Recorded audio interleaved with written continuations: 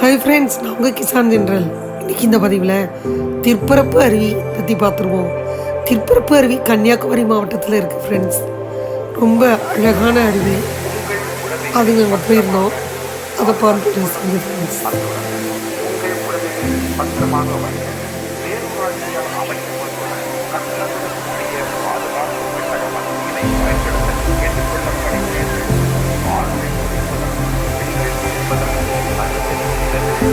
Hi friends, நான் உங்கள் Kisan general. இன்றைக்கி இந்த பதிவில் திருப்பரப்பு அருவி பற்றி பார்த்துருவோம். திருப்பரப்பு அருவி கன்னியாகுமரி மாவட்டத்தில் இருக்குது ஃப்ரெண்ட்ஸ். ரொம்ப அழகான அருவி. அது நாங்கள் போயிருந்தோம்.